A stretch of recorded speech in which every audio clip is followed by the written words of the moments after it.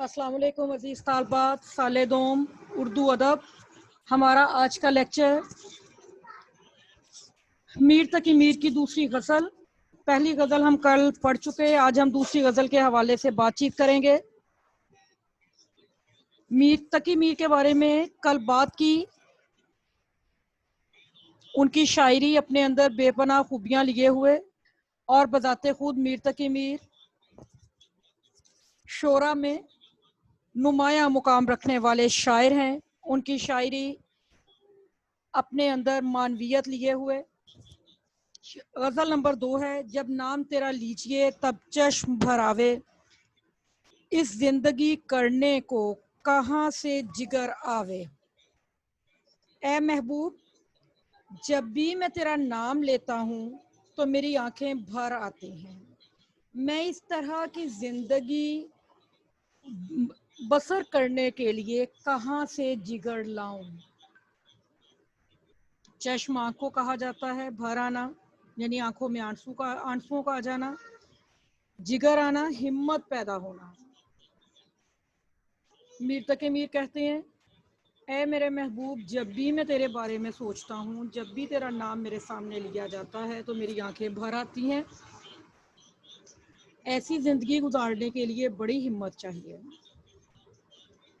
मीर तकी मीर की ज़िंदगी में बहुत सी मुश्किलात आई, बहुत से ऐसे मकामात आए जो कि उनके लिए बड़ी तकलीफ़ का सबब बने। जो इश्क का तजर्बा था उसने भी मीर तकी मीर पे मनफी नताइज ही मुरतब किए, और ये ऐसी चोट थी जो कि सारी उम्र ये भुला ना पाए। ज़िंदगी में नाकामी जो है वो आपको हमेशा के लिए तड़पते और बिलखते हुए छोड़ जाती है। ऐसा ही मीर तकी मीर के साथ हुआ है। मीर कहते हैं कि मेरे महबूब, जब भी तेरा नाम लिया जाता है तो मुझे अपनी महरूमी का एहसास होता है। मुझे इस चीज़ का एहसास होता है कि मैं ऐसी ज़िंदगी कैसे गुजारूं, मैं अपनी ज़िंदगी को गुजारने के लिए जिगर कहाँ से लाऊं। मीर की आंखें कहते हैं कि हमेशा मेरी नम रहती हैं क्योंकि तूने मुझे बहुत बड़ा दुख दिया है। शेर नंबर 2 है, सना है सब ख्वार अज़ां जुमला हूँ मैं भी, है ऐब बड़ा इसमें जिसे कुछ हुनर आवे।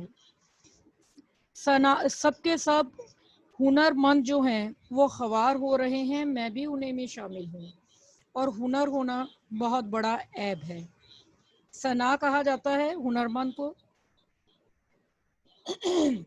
यानी जिसके अंदर कोई भी खूबी होती है। अज़ां जुमला इन सब के साथ मैं भी, यानी आज़ाद जुमला हूँ मैं भी इन सब के साथ शामिल हूँ। मीर तकी मीर कहते हैं कि जो हुनरमंद है उसका हुनरमंद होना उसकी खामी बन चुकी है, और ये बहुत बड़ा ऐब बन चुका है कि उसके अंदर कोई खूबी है, कोई अच्छाई है। मीर तकी मीर का आप दौर देखें, ये बड़ा पुरअशोभ दौर था।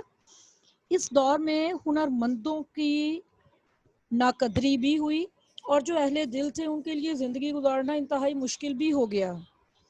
मीर तकी मीर ने अपने अल्फाज के ज़रिए से अपने पूरे अहद को हमारे सामने पेश किया है।